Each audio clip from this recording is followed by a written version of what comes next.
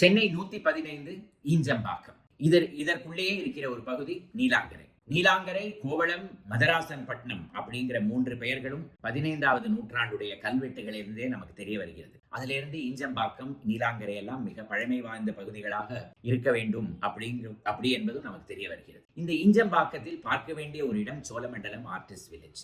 1966 வருடம் பிரபல ஓவியர் KCS பணிக்கர் அவர்களால் தொடக்கி வைக்கப்பட்டு கலைஞர்கள், சிற்பிகள் இவர்களுக்காக செய்யப்பட்ட ஒரு வசதி. இப்பொழுதும் மிகவும் அழகான ஒரு பகுதியாக இருக்கிறது. இந்த ஈஞ்சம்பாக்கத்திலேயே இருப்பதுதான் கெனால்புரம். அது என்ன பெயர்? பக்கிங்கம் கெனாலுடைய ஒரு சைட்ல வளர்ந்த ஒரு பகுதி அப்படிங்கிறதுனால அதுக்கு கெனால்புரம் அப்படின்னு பெயர். இதே இடத்தில் இருப்பதுதான் BGPயோடைய golden sands, silver sands, golden resort. இதெல்லாம் அது எங்கே இந்த கோல்டு அப்படிங்கிற பெயர் வந்தது? ஒரு காலத்துல டாக்டர் T சீதாபதி ஐயருடைய நிலமாக இருந்தது. அவருடைய மனைவியின் பெயர் கனக்கம்மாள். கனக்கம் என்பது கோல்டு. அதனால BGP அந்த பெயர் வைத்தார்கள்.